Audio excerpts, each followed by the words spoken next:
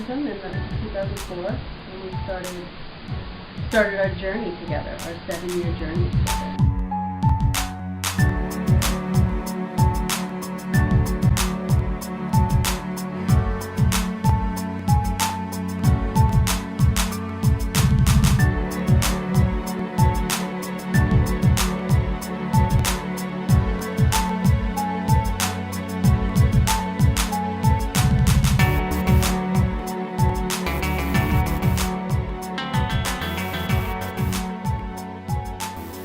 I love a film.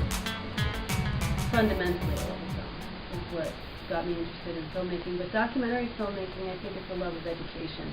And there's really, as a documentary filmmaker, you're constantly learning, and your job is to share what you've learned with other people. And so I think that's what really drives me. I'm really interested in people, and so that's the origin of my love of filmmaking and of documentary filmmaking. For me, the original interest was Bob's ability to communicate, and also that he was a bit of an underdog, and he had this really rich history of, I wouldn't say failure, but he hadn't achieved the type of success that a lot of people around him were achieving. And so to me that made him interesting. And then he also, he also was the kind of person that was just really self-destructive.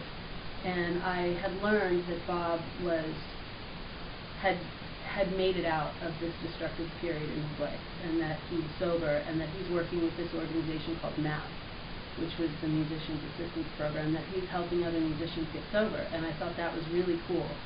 So that was my initial interest. Over time, it became more and more important because I started to understand more of addiction and alcoholism in my own life and with other people, and it became evident that having a voice like Bob is really important for, and not, I don't know, on a massive level, if Bob can affect one person, it's important. And so film is a medium that has an opportunity to reach a lot of people in all countries. And so I think that Bob is able to transcend language and transcend ideas to people that are suffering. And that became really important for me, to help communicate that message, to help communicate his message. It's a very strange relationship between a documentary filmmaker and a subject. It's, sometimes it feels even more intimate than people in your own family. Because you're looking at these people and you're investigating these people with a whole other set of eyes, and trust. We went in and out of trusting each other. Him trusting my motives, me trusting that he was giving me what was really him, and not just what he wanted the camera to see. And so we became, we went in and out of a lot of different phases. I mean, at some point he was very much a mentor to me in a lot of ways, and then it would go into a more professional place, and then it went to more of a protective place where he was protecting me and I was protecting him. That was mostly, that happened when the film was done. I think this tumultuous and very beautiful relationship, very interesting relationship, became a whole new thing once the film was done and I wasn't holding a camera anymore. Then I became a little more vulnerable. I didn't have that lens to put in front of me to keep between him and I. And also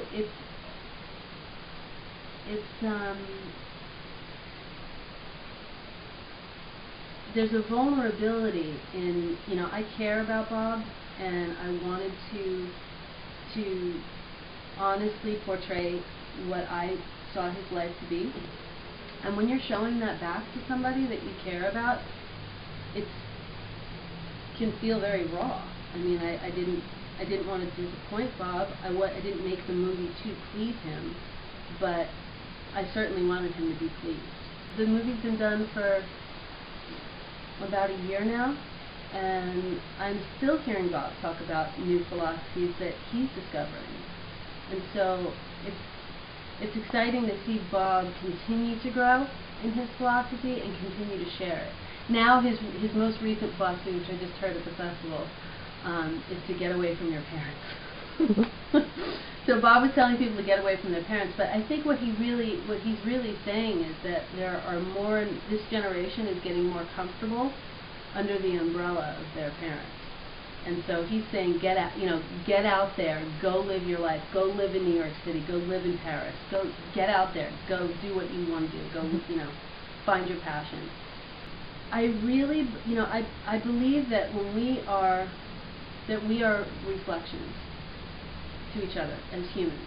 We reflect whatever your personal experience may be in your life is what you're going to see reflected in that mirror of that other person. So I could have an experience in my life that I share with you, and it can affect you in a way that's not going to affect the guy standing next to you. So with Bob and the Monster, what I hope that people will take away from the film is whatever helps them heal whatever they've got going on. If it's addiction, then I hope that they're able to take away hope.